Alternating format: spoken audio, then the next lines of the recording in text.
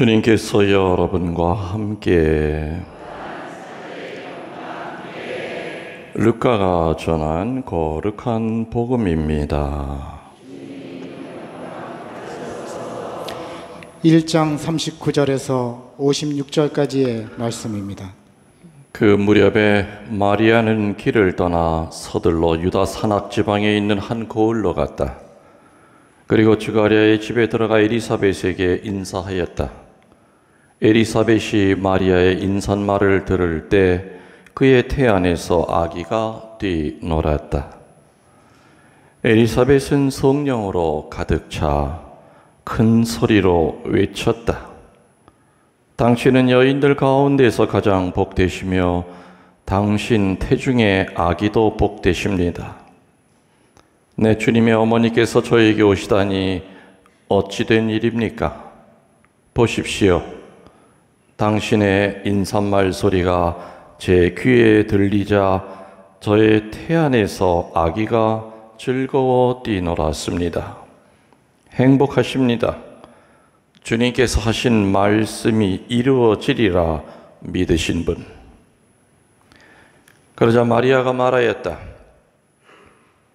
내 영혼이 주님을 찬송하고 내 마음이 나의 구원자 하느님 안에서 기뻐 뛰니 그분께서 당신 종의 비천함을 굽어보셨기 때문입니다.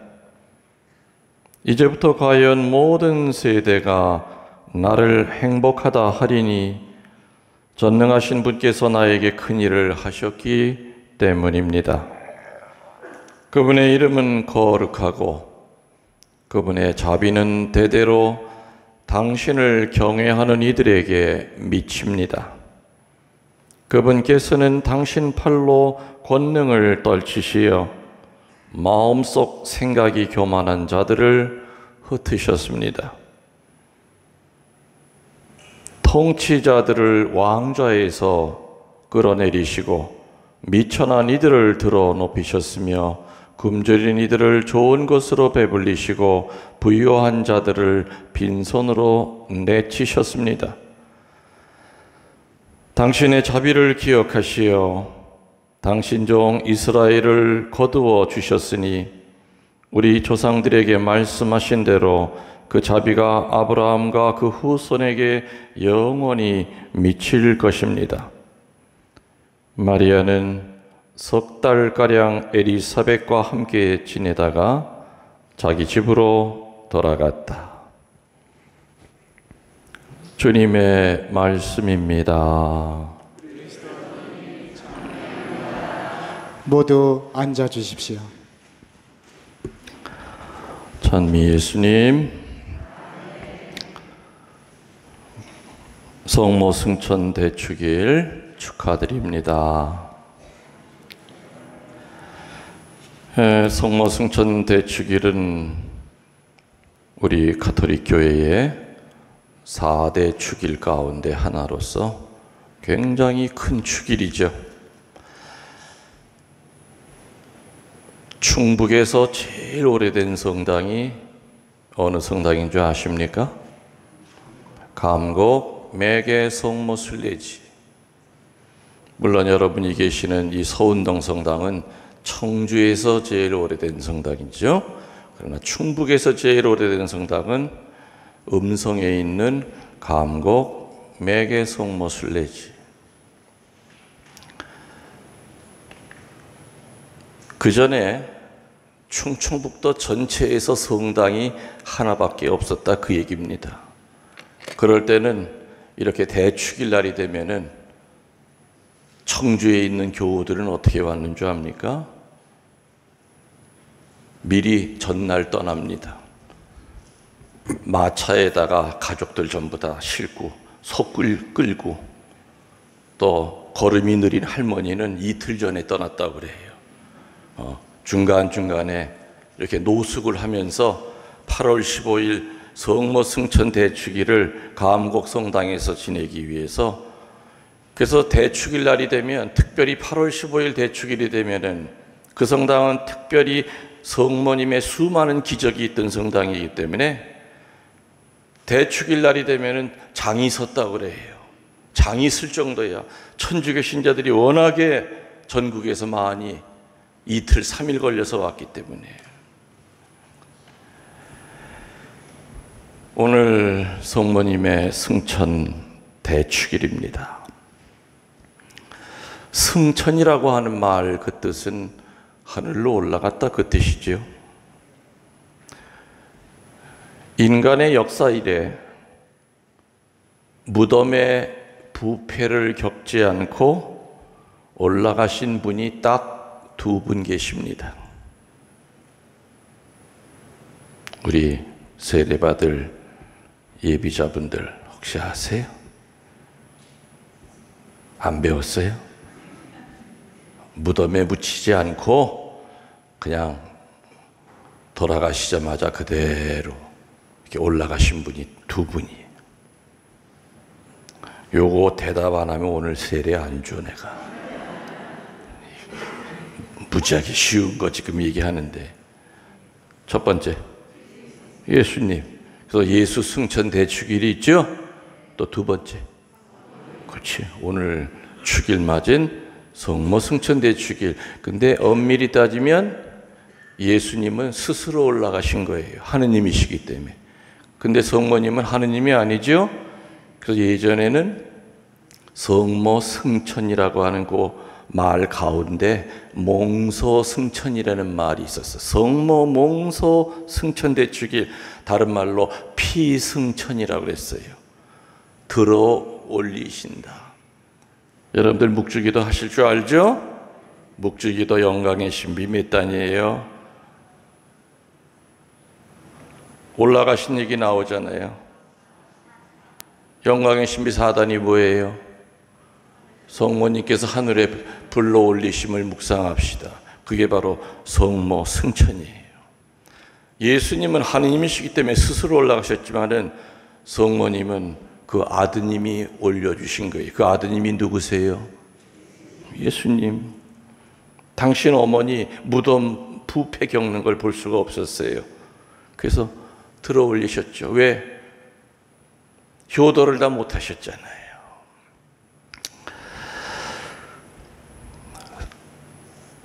열두 사도들의 무덤은 다 있죠. 전 세계에 보면은 다, 사도 토마의 무덤은 인도에 있고, 베드로 성인의 무덤은 로마에 있고, 아무튼 다 열두 사도들의 무덤은 있어요. 그런데 전 세계 어디를 찾아봐도 성모 마리아의 무덤은 없어요. 성모님이 여느 제자처럼 땅에 묻히셨다면 얼마나 잘 보존하고 얼마나 아름답게 그 자리에 대성전을 지우고 얼마나 기가 막히게 2000년 동안 그 성모님 무덤 있는 그 자리가 아름답게 빛났겠습니까마는, 그때 당시에는 우리처럼 이렇게 이렇게 그냥 뼈를 만들어서 강에다 뿌리고 그러던 시절이 아니죠. 예. 산에다가 이렇게 그냥 뼈가루 뿌리던 그런 시절이 아니에요. 땅에다 매장하던 시절이에요. 그냥 성인 성녀들의 무덤도 전 세계 각 나라에 그렇게 아름답게, 또 그 자리에는 늘 항상 거룩한 성전이 세워져서 그 자리를 보존하고 있는데, 하물며 성모 마리아가 어떤 분입니까? 예수님을 낳으신 그분이 돌아가신 자리가 있다면은, 묻힌 자리가 있다면은 얼마나 잘 보존을 하겠는가. 그래서 아무리 능력 있는 외국 여행사라 하더라도 성모님의 무덤 순례 이런 여행사는 없어요. 그만큼 성모님은 하늘로 올라가셨다 하는 이 믿음이 전해 내려오다가 긴 세월 동안 성모님은 하늘로 이렇게 들어 올려지셨다 하는 그 믿음이 전해 내려오다가 1950년 11월 1일, 그때 당시 교황님이 비오 12세예요. 그 교황님이 믿을 교리로 선포했어요. 우리가 눈으로 본 적이 없지만 거룩하게 전해 내려오는 그 전승에 의해서 또 여러 가지 아까 얘기한 것처럼 성모님의 무덤이 보존이 안 돼 있다고 하는 여러 가지 거를 증거 삼아서 믿을 교리를 선포했죠.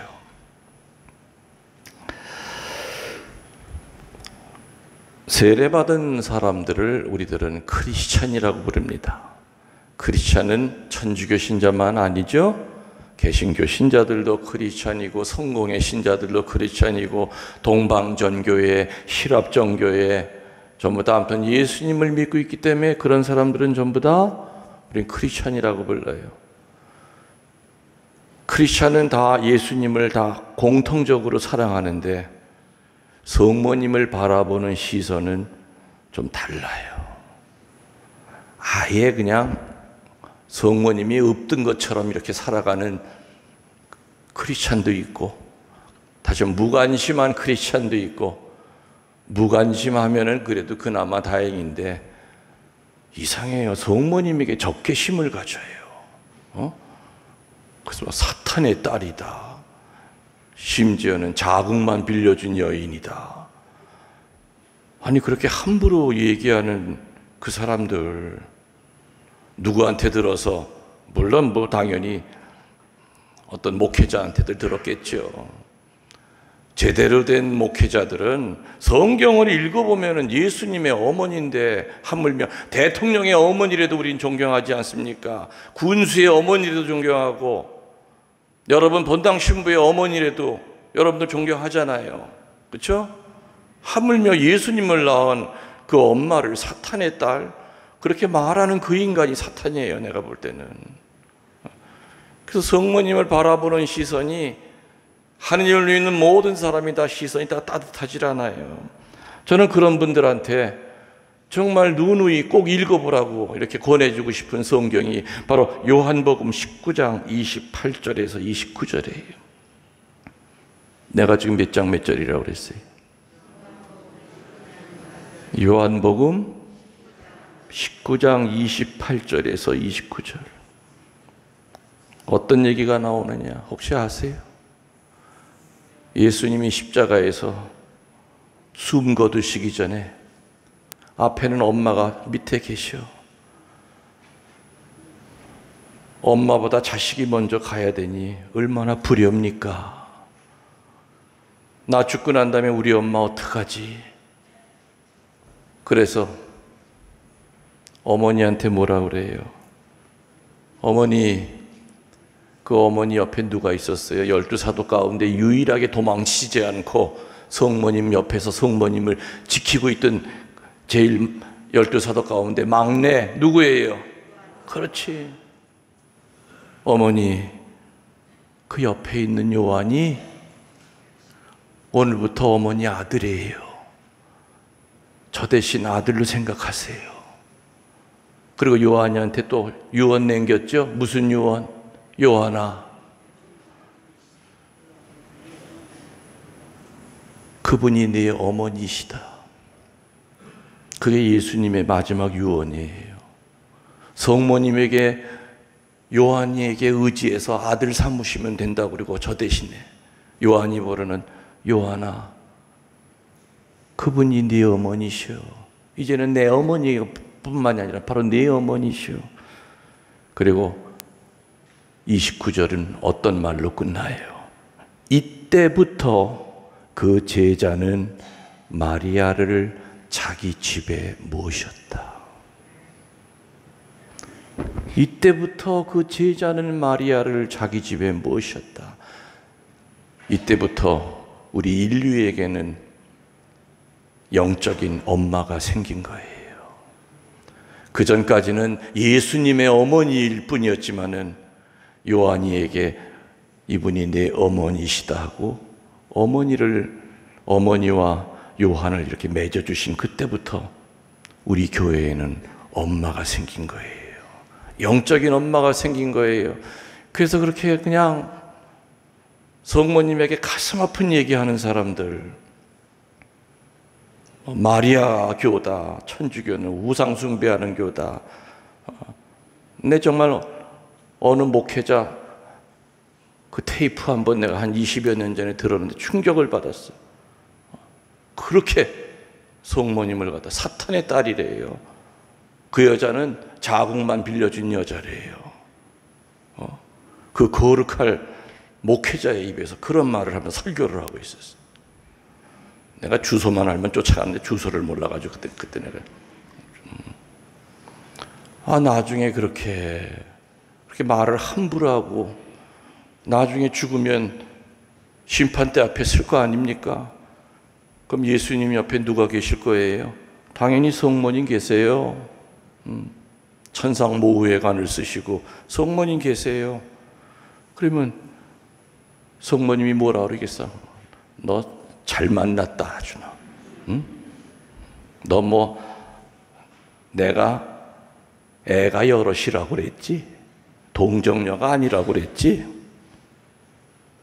너 나 애 낳는 거 봤냐?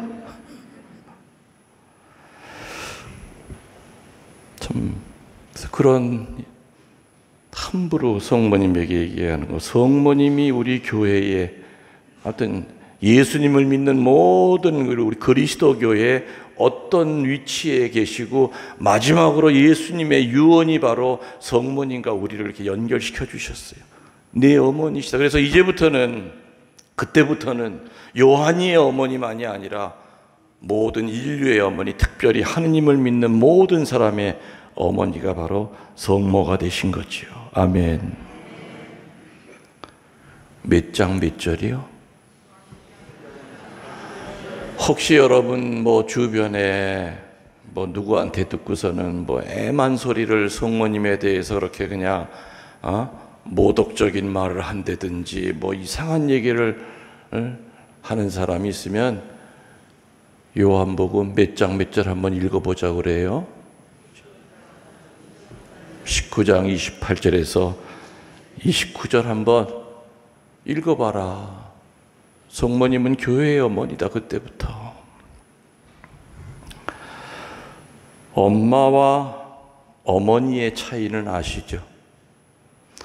며느리는 시어머니한테 엄마 그래요? 아니면 어머니 그래요?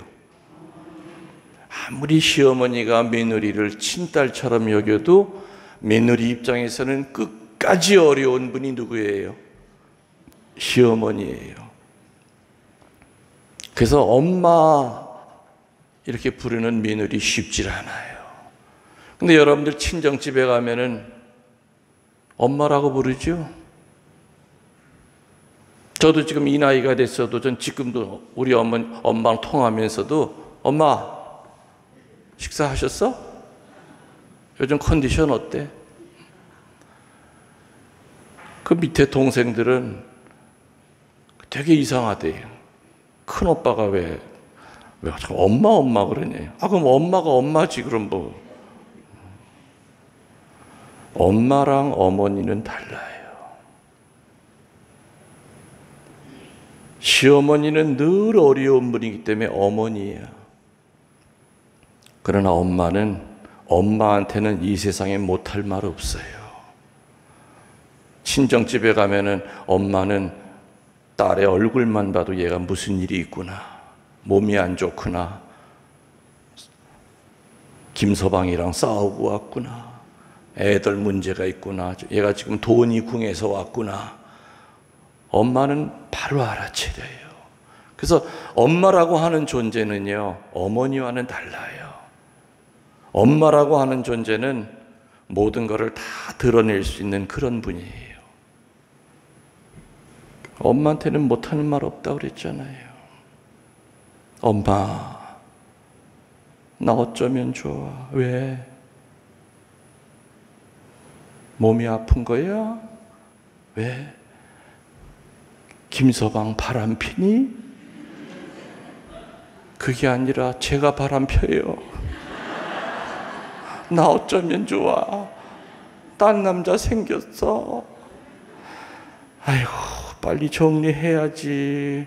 그 착한 김서방한테 너 왜 대못을 박으려고 그러니? 엄마 앞에서는 펑펑 울 수 있는 게 엄마예요. 성모님은 어머니가 아니라 엄마예요. 근데 갓 태어난 아기는 엄마를 못 알아보죠. 옛날에 요즘은 병원에서 낳지만 옛날에는 조산원이라고 그러지 않았습니까? 그런 데서 아기를 낳아요. 옛날에는 가끔 가다가 아기가 바뀌는 경우가 있었대요. 이 바구니를 잘못 놔가지고. 근데 만일에 갓 태어난 아기가 태어나자마자 자기 엄마가 누군지를 안다면 딴 바구니에 누려고 하면은 아기가 잠깐만, 내 바구니는 두 번째 바구니. 근데 갓 태어난 아기는 엄마가 누군지를 몰라요. 그래서 애가 바뀔 수도 있는 거예요. 누구의 젖이든 그냥 물어요. 맞죠? 물어요. 근데 갓 태어나서 엄마를 모르던 그 애가 1살, 2살 되면은 학교에 가서 배워서가 아니라 저절로 이 여자가 배 아파서 나를 낳은 내 엄마, 나를 위해 죽을 수도 있는 엄마, 동네 개들이 와도 나를 지켜줄 수 있는 엄마, 무서운 아저씨가 와도 나를 지켜줄 수 있는 엄마, 배고파 그러면은 뭐라도 나한테 내 입에 넣어줄 수 있는 엄마. 그냥 저절로 알아요. 그래서 엄마는 공부해서 아는 존재가 아니에요. 엄마는 학교 가서 배워서 아는 존재가 아니라 그냥 아는 존재예요. 신앙이 없을 때는 갓 태어난 아기처럼 성모님이 누군지를 몰라요. 근데 신앙이 이렇게 커가면 커갈수록 성모님이 내 엄마라고 하는 걸 느끼죠. 그래서 참다운 성모 신심은 체험이 있어야 돼. 체험이 없으면 레지오 나가고 매일같이 교리 때 배운 대로 묵주기도 하루에 20단을 하더라도 열심히 하더라도 그냥 어머니일 뿐이에요. 이론적인 관계죠. 그래서 성모님을 통해서 내 삶의 변화가 왔을 때는 성모님이 엄마구나. 그래서 내가 감곡 성모 순례지에 거기 있을 때 얼마나 많은 순례자들이 찾아왔습니까? 매일같이 아침 10시에 순례 미사가 있어요. 그러면은 매개 성지의 영성에 대한 것을 설명하고 보통 순례 미사가 1시간 반 이상 걸리죠. 영성 취하고 난 다음에 마지막 강복 드리고 나서 드리기 전에 거기 가면은 이 제대 뒤에가 높은데 총알 7군데에 맞은 7고 성모님이 계세요. 6.25 때 인민군들이 그 감곡 성당을 장교들 숙소 회합실로 썼어요. 근데 그 성당 안에서 자꾸 이상한 일이 벌어졌거든. 회의하는데 그냥 이 성당 천장에서 불덩어리가 막 날아다니고 한밤중에 돌로 된 성수대가 그냥 막 자빠지고. 그래서 그 인민군들은 이 조화가 저 위에 있는 저 여자가 조화를 부리나 보다. 그 성모상이. 그래서 건너편에 있는 저 성가대 위에 올라가서 한 발만 땅 쏘면은 가루처럼 부서질 줄 알았죠. 석고니까. 돌멩이가 아니라. 근데 한 발을 딱 명치를 향해서 쐈대요. 정확하게 명치 밑에 한 발이 딱 박혔는데 안 부서지는 거예요. 어쭈? 계속해서 급소만을 골라서 7발을 쐈어요. 근데 구멍은 나는데 안 부서지는 거예요. 나중에는 따발총이라고 있죠. 따발총 따다다다다다다다닥.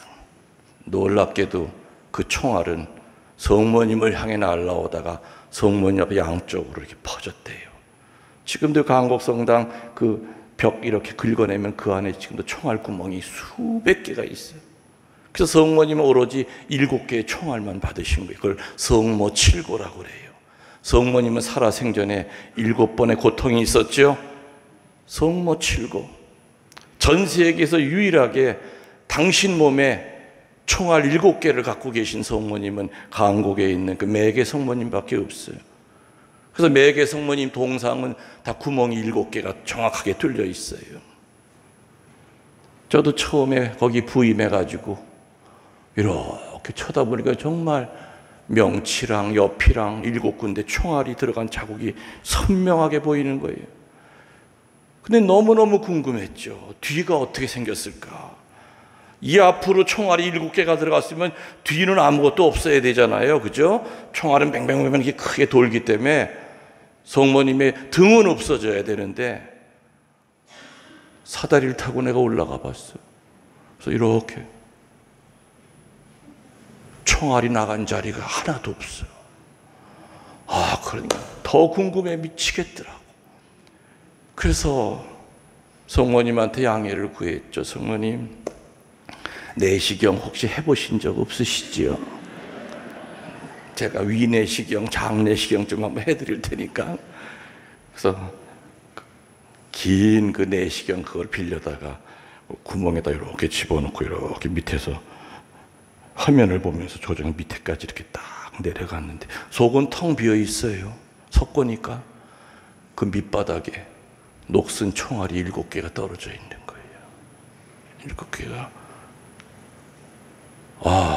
그때는 정말 눈물이 펑펑 납니다. 그래서 저는 그때부터 물론 강곡성당 갈 때 그 많은 빚, 아무튼 큰 십자가를 지고 해결하러 갔지만은 제 성모 신심은 거기 있을 때 많이 커졌죠. 그래서 그때부터 순례 오는 사람들 미사 끝나고 나면 항상 마지막으로 한 게 뭐냐? 나도 뒤돌아보고 신자들도 바라보면서 성모님에게 우리 엄마 3번씩 크게 부릅시다. 하나, 둘, 셋. 엄마, 엄마, 엄마. 부르고 난 다음에 내 뒤돌아보면 다 눈물 줄줄 흘려요. 미사 끝나고 나가면 80 넘은 할머니가 나 쫓아와가지고 내 손을 잡고 신부님, 엄마 만나게 해주셔서 감사합니다. 자기 9살 때 엄마 죽었대요. 한평생 엄마를 그리워하고 살았는데 세상에 성모님이 엄마라는 걸 내가 여기 와서 이제 깨달았네요. 마지막 죽기 전에 내가 엄마를 찾았어요. 감사합니다. 그리고 제 손을 잡고 가는 분들이 많았죠.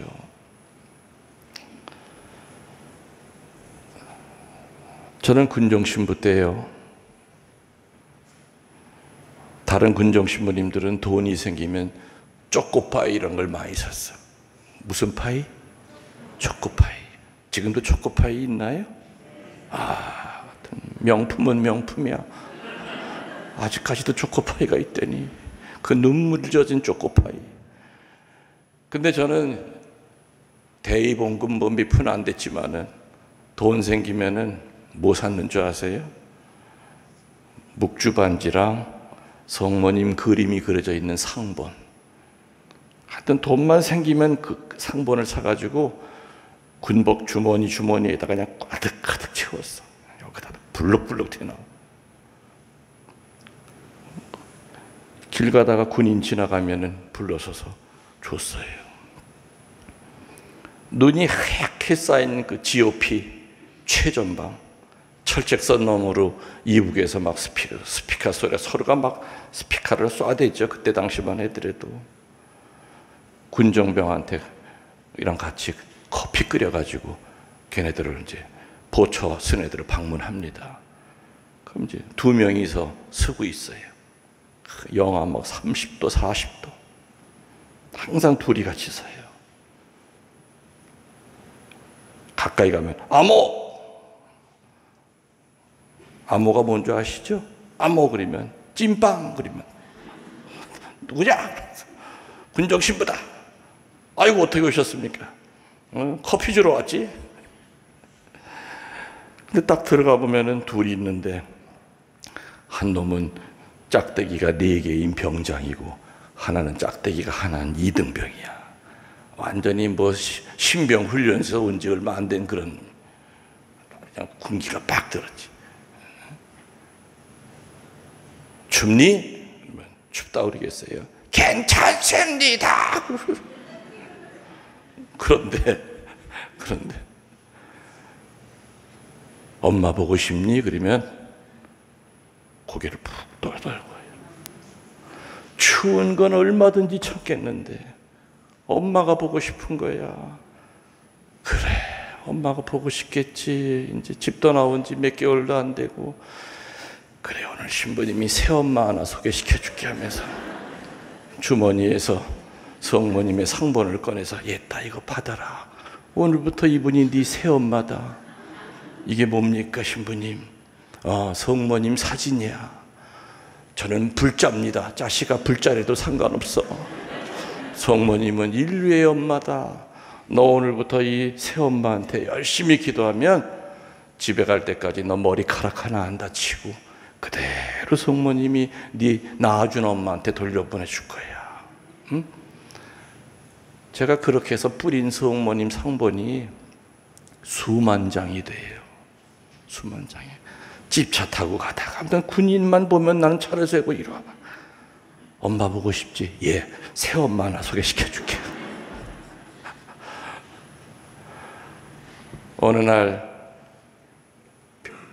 제대를 앞둔 사병이 사제관을 찾아와서 신부님은 저를 기억 못 하시겠지만은 1년 전에 그때 신부님을 못 만났다면은 자기는 살인을 했을 거래요. 그게 무슨 얘기냐?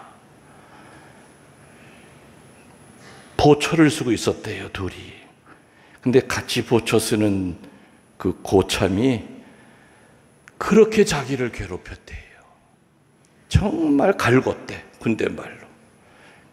그래서 그날 마침 둘이 보초를 쓰게 돼가지고 내가 오늘 이놈 쏴 죽이고 나도 자살하자. 그래서 언제 방아쇠를 댕기나 그냥 정말 엄마도 보고 싶고 아버지도 이제 마지막 아니에요. 이제 내가 이 21살 이 나이에 내가 저놈 때문에 내 생을 마감을 해야 되니. 그래서 막 전전긍긍하고 있는데 나 죽이긴 죽여야 돼. 저놈의 새끼 저 인간도 아니야. 그래서 쏠려고 하는 참인데 저 밑에서 뭐가 이렇게 후라시를 비치면 올라오더래서 암호 하니까 찐빵거리더래. 그러니까 신부님이에요. 그러면서 첫 마디가 그랬대요. 내가 야 이놈아, 너 왜 이렇게 얼굴이 이렇게 어두워? 너 엄마 보고 싶구나. 눈물이 주르르 흘렀나 봐. 그래, 오늘 신부님이 새엄마 하나 소개시켜 줄게 하면서 또 종이 하나를 주고 가더래. 신부님이 가신 다음에 후레쉬로 이렇게 보니까는 팔을 벌리고 있는 아주 아리따운 성모 마리아 사진이래. 근데 그 조그만 요만한 종이에서 목소리가 울려 나오더래. 얘야, 참아라. 너 한 번만 참으면 여러 사람 산단다. 그 소리가 2번, 3번 울려 나오더래. 그래서 신부님, 저는 그날 성모님의 목소리를 듣고 살인을 면했고 자살을 제가 멈출 수 있었습니다. 저는 그때부터 신부님이 주신 그 성모님 상본 바로 이겁니다 하면서 나한테 보여주는데 비닐을 이렇게 쌌어요. 내구탱이가 다 달았어. 자기는 이 성모님 상본 정말 새엄마로 모시고 옷장에다 붙여놓고 아침마다 큰 절을 했대요. 오늘 훈련 잘 받게 해주십시오. 훈련 받으러 어디 나가면 주머니에다 놓고 같이 훈련하고 이게 다 달아서 내구탱이가 동그래진 거예요. 주머님, 저는 세례도 안 받은 사람이지만 저는 성모님의 목소리를 듣고 성모님이 저를 살려주셨습니다. 고향 부산에 가면은 천주교 찾아가서 교리반에 등록해가지고 열심한 신자로 살아가겠습니다. 그 젊은이는 부산에 내려가서 세례 받고 그 다음에 견진 성사 받고 견진 받자마자 수도원에 입회를 했어요. 수사님으로 지금까지도 살고 있어. 어느 수도원에서.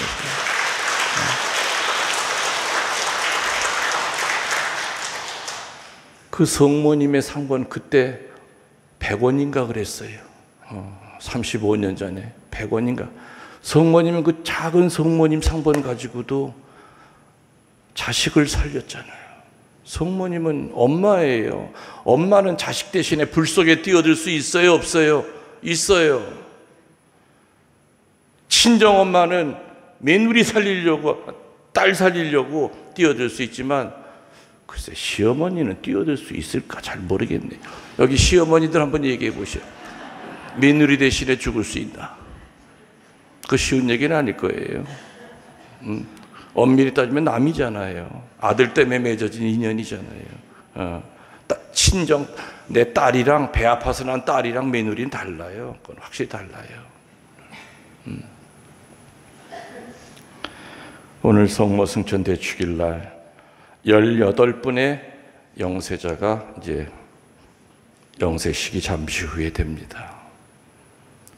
오늘 저는 여러분들 손에 성모님의 상본을 놔드리지는 못해도 오늘부터 성모님이 여러분들의 엄마가 되신 거. 그래서 이제부터 여러분들은 다 세례 받으실 때 현재 나이가 다 다르세요. 젊으신 분도 있고 연세가 드신 분도 있고 다 달라요. 그렇지만은 하느님 올 땐 전부 다 이제 걸음마를 걷는 엄마 뱃속에서 나온 아기들이죠. 성모님을 의지하셔서 힘들고 어려울 때 성모님한테 도움을 청하고 전구를 청하세요. 성모 신심은 아주 간단해요. 성모님께 매달리면 거절하시는 법 없다. 그게 바로 성모 신심이죠. 오늘 그런 마음으로 특별히 성모 승천 대축일날, 예수 부활 대축일날 세례 받으시려고 했던 분들입니다. 몇 달이 늦어져서 성모님 승천 대축일날 2020년 8월 15일날 내가 새로 태어나고 예수님이 요한 입으로 요한아 이분이 내 어머니시다 했듯이 여러분에게 이제 하늘의 엄마가 새로 생기신 날 그분께 의지해서 열심히 사시기 바랍니다. 아멘. 이제부터 세례식